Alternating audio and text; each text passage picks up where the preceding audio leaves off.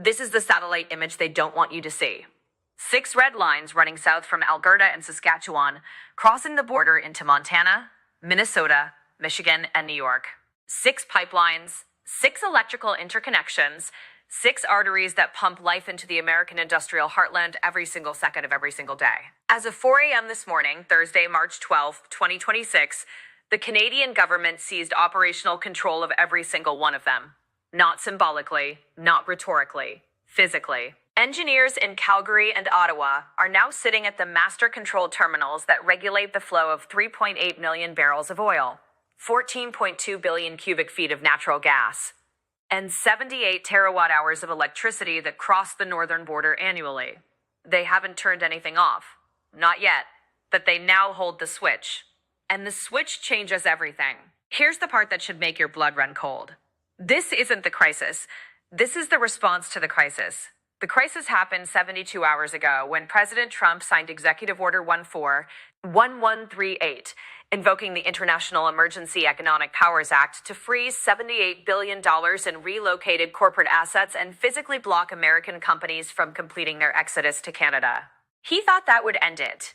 He thought freezing the money would freeze the movement.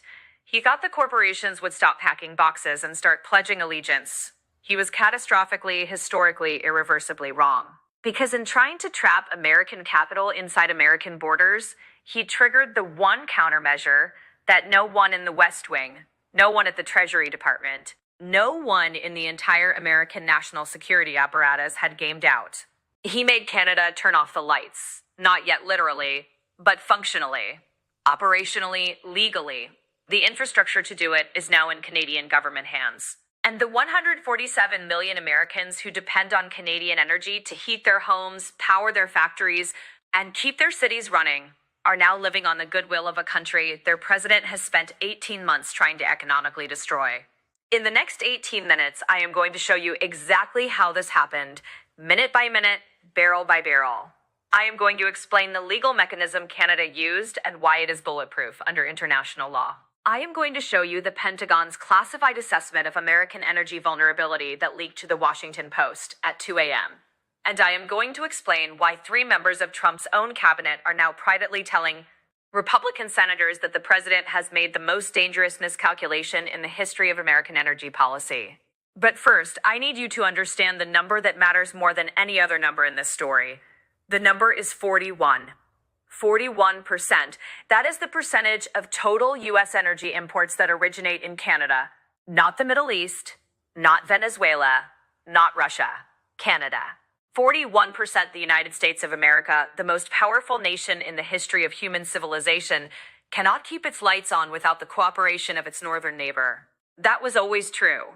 The difference is that until this morning, nobody ever tested whether that cooperation was voluntary or permanent. Now we know. It was voluntary, and the volunteer just changed the terms. Let me rewind 72 hours, because the sequence is the skeleton key to understanding everything that follows. Monday, March 9th, 11 p.m. Eastern, President Trump signs Executive Order 1138 in the Oval Office, surrounded by trade advisors and flanked by 2 American flags and 0 lawyers who specialize in international energy law. The order does 3 things. First, it freezes all corporate assets of the 5 Fortune 500 companies, Stellantis, Dow Chemical, Magna International, Nutrien, and Brookfield Asset Management, that announced their relocation to Canada 2 weeks ago. Total frozen assets approximately $78 billion. Second, it invokes IEEPA to declare the corporate exodus a national economic emergency, granting the president unilateral authority to block further relocations by any American corporation. Third, and this is the provision that detonated everything, it imposes personal sanctions on the CEOs and board members of the 5 relocating companies. Travel bans, asset freezes, securities trading restrictions. The President of the United States sanctioned American citizens for making a legal business decision. Not foreign adversaries, not terrorist financiers, the CEO of Dow Chemical, the chairman of Stellantis, the managing partners of Brookfield Asset Management, Americans, sanctioned by their own government for moving to Canada. The legal community's reaction was instantaneous and unanimous. Within 3 hours, the American Bar Association issued an extraordinary statement calling the personal sanctions provision constitutionally indefensible and a direct assault on the freedom of economic association. Harvard law professor Lawrence Tribe, who has been reluctant to weigh in on political matters since 2204, broke his silence with a single sentence posted at 1 a.m. This is not an executive order. This is an act of economic imprisonment. But the legal commentary is not what changed the trajectory of the crisis.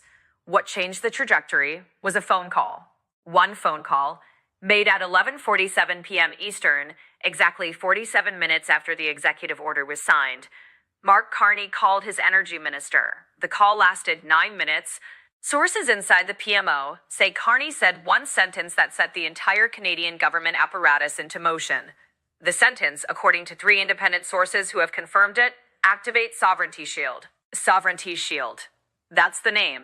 And until this morning, nobody outside the Canadian Privy Council and the Department of Natural Resources had ever heard it. Here is what Sovereignty Shield is. And here's why it represents the most sophisticated economic countermeasure ever deployed by a middle power against a superpower. Sovereignty Shield is a contingency protocol developed in secret over the past 11 months by a joint task force of the Canadian Department of Natural Resources, the Canada Energy Regulator, and a hand-picked team of energy lawyers, pipeline engineers, and national security analysts operating out of a secure facility in Gatineau, Quebec, directly across the river from Parliament Hill. The protocol has 3 phases. Phase 1, assertion. The Canadian government invoked the Canada Energy Regulator Act to assume emergency operational authority over all energy export infrastructure that crosses the U.S.-Canada border. This includes the Enbridge Line 5 pipeline system, the TransCanada Main Line, the West Coast Pipeline, the Maritimes and Northeast Pipeline, the Manitoba Hydro interconnections, and the Hydro-Quebec transmission lines that power most of New England. But the legal commentary is not what changed the trajectory of the crisis. What changed the trajectory was a phone call. One phone call, made at 11:47 p.m. Eastern, exactly 47 minutes after the executive order was signed. MarkCarney called his energy minister. The call lasted 9 minutes. Sources inside the PMO say Carney said one sentence that set the entire Canadian government apparatus into motion. The sentence, according to 3 independent sources who have confirmed it, activate Sovereignty Shield. Sovereignty Shield. That's the name.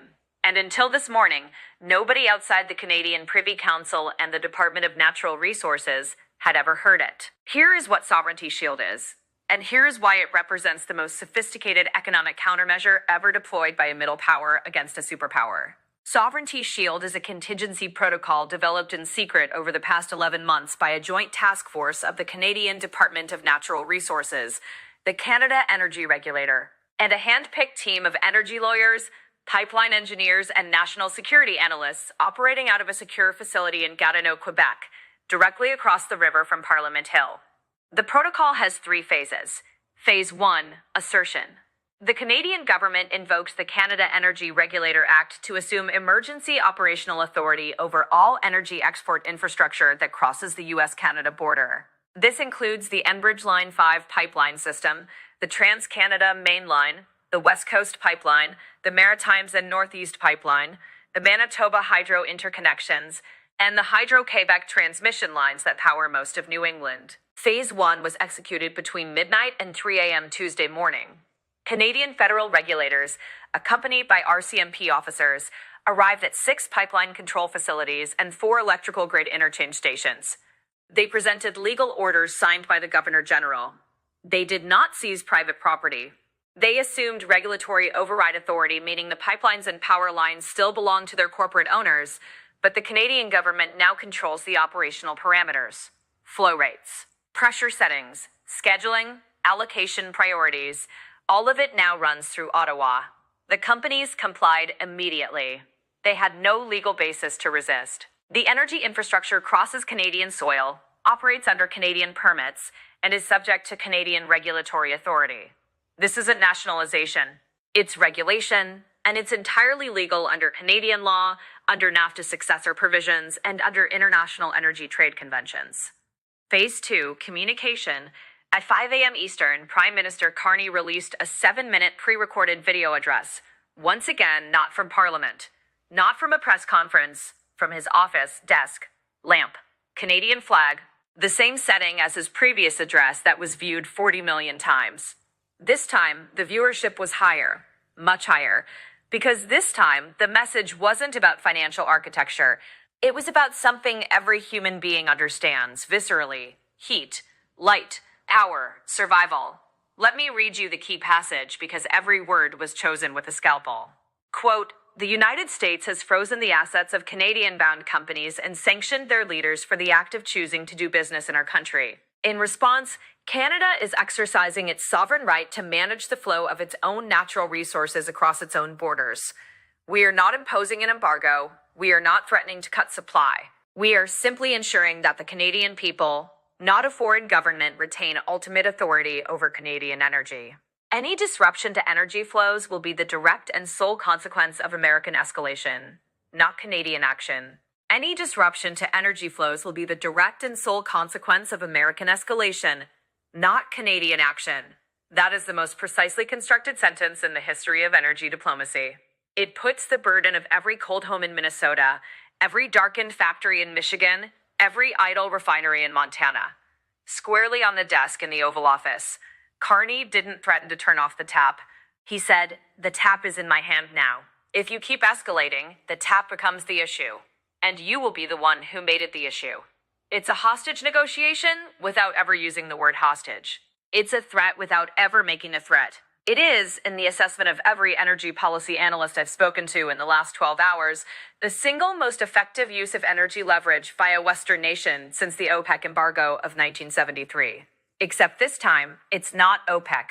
It's Canada, America's closest ally, America's largest trading partner, America's neighbor. And they're not doing it for ideology.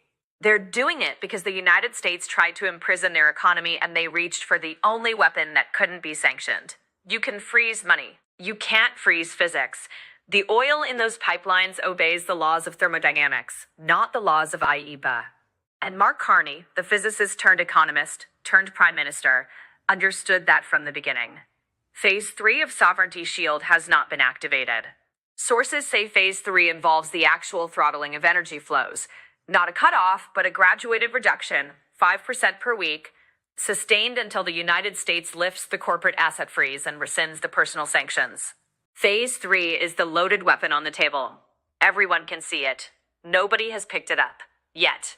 Now let me show you what happened in Washington when this landed, because the reaction reveals something far more dangerous than the crisis itself. It reveals that the American government has no plan. The Pentagon assessment leaked to the Washington Post at 2 a.m.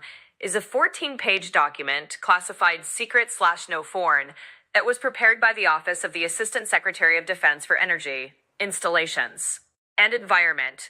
The fact that it leaked within hours of its completion tells you everything about the level of institutional panic inside the defense establishment.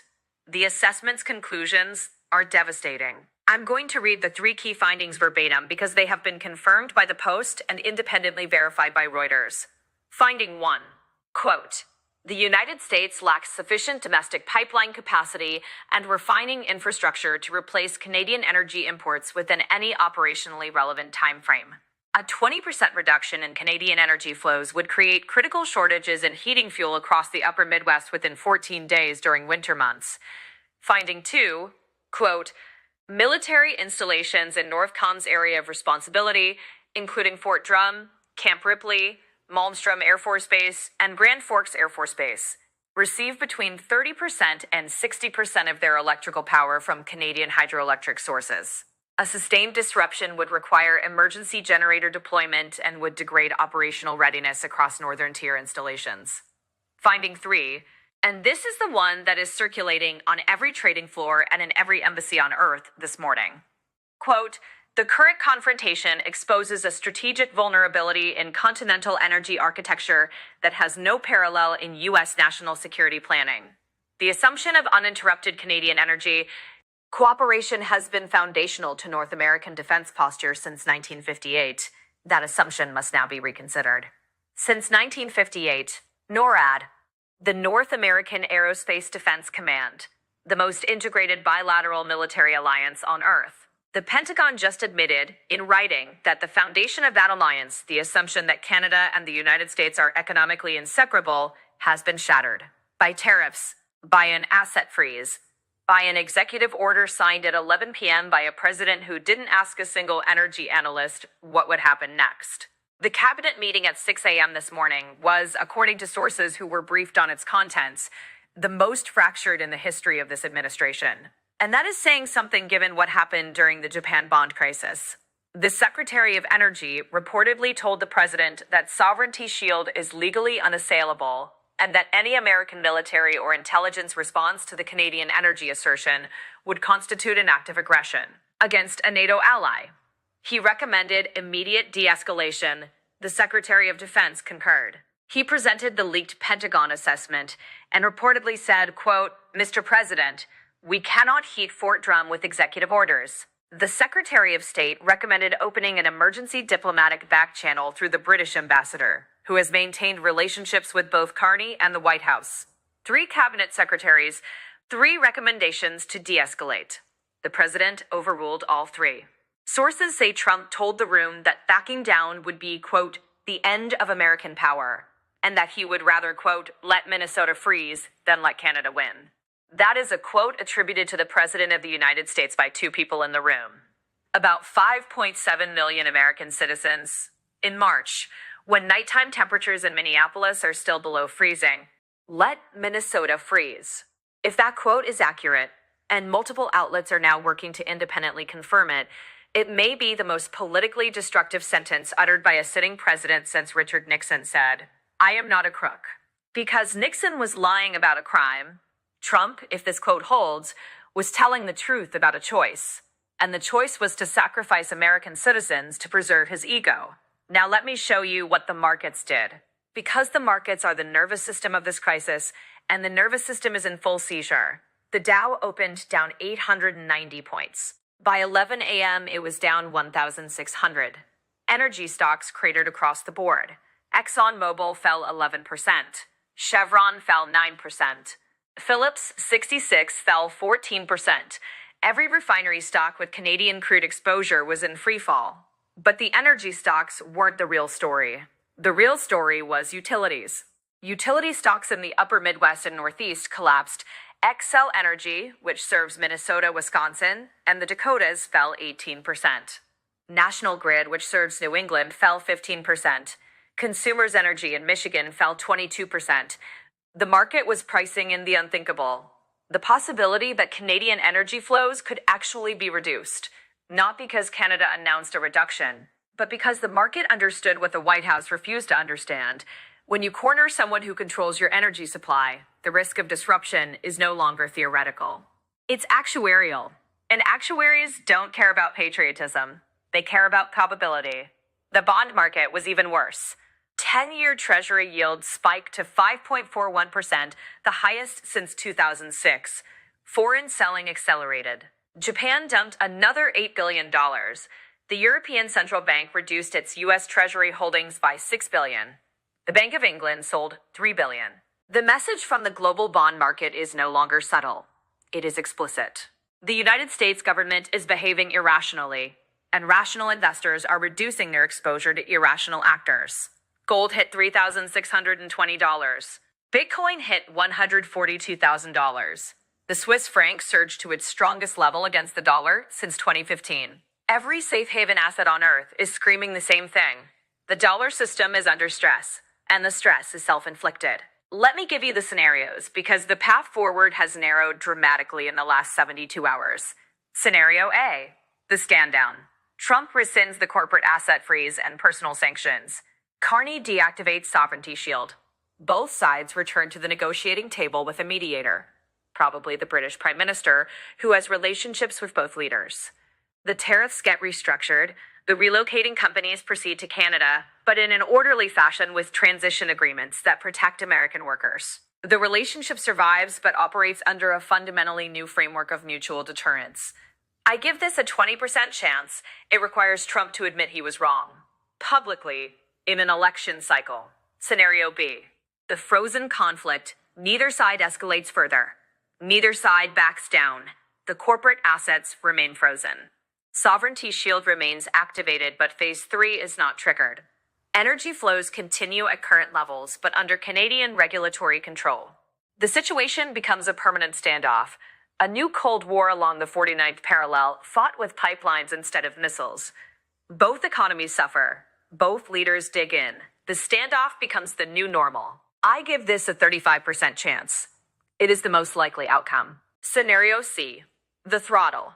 Canada activates phase 3. Energy flows begin declining, 5% per week. Within 4 weeks, the upper Midwest faces heating shortages. Within 6 weeks, refinery output drops measurably. Gas prices spike, electricity costs surge, the human cost becomes visible and visceral, not on trading screens but in living rooms. Political pressure on the White House becomes unbearable.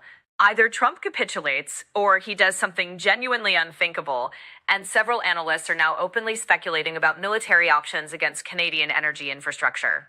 I give this a 25% chance. It was 10% yesterday. The Let Minnesota Freeze quote, if confirmed, moves the needle dramatically.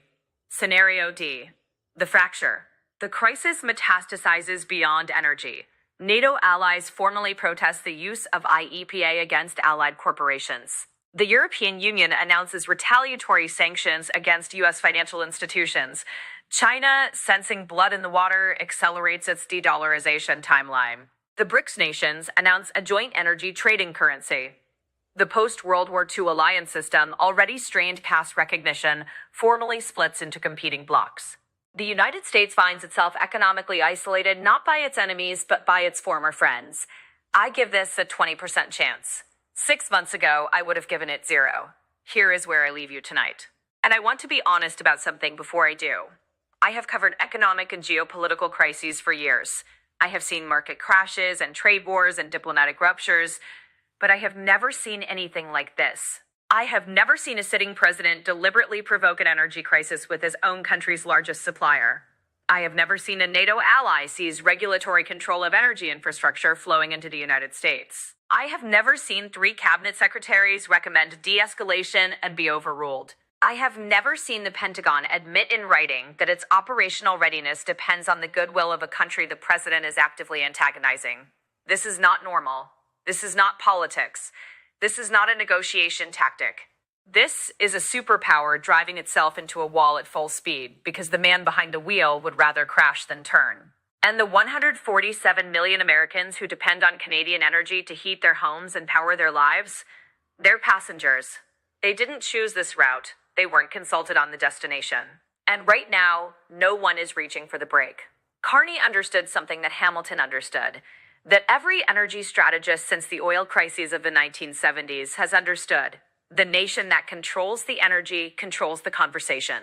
You can sanction banks, you can freeze assets, you can tweet in all caps at 5 a.m., but you cannot sanction a pipeline.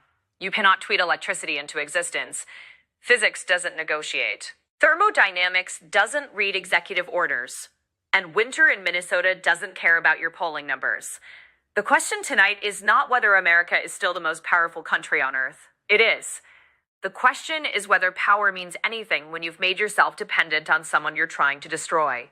The answer, as of this morning, is being written in the control rooms of 6 pipeline facilities and 4 electrical interchange stations along the longest undefended border in the world. A border that is no longer undefended. Not by soldiers. By switches. Tomorrow, Carney addresses Parliament at 3 p.m. Estate. Sources say he will announce Phase 2 of Project Magnet, the technology company recruitment initiative targeting Silicon Valley. If that announcement lands the way the energy assertion landed, we will be in a fundamentally different world by Friday.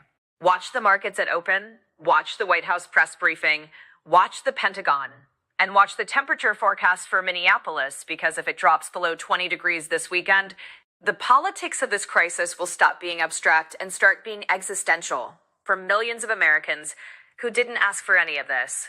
Drop your take in the comments. Is Carney overplaying a dangerous hand? Or has Trump finally backed himself into a corner that has no exit?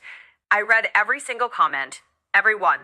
Share this video, send it to someone who still thinks this is about tariffs. It's not about tariffs. It hasn't been about tariffs for a long time.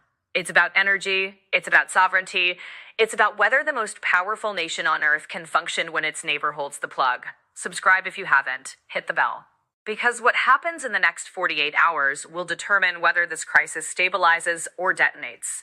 And if it detonates, you need to understand why and what it means for your heating bill, your gas tank, your portfolio, and your country. The empire doesn't always fall to armies. Sometimes it falls to engineers in a control room, quietly turning a dial. And the dial just moved? I'll see you tomorrow.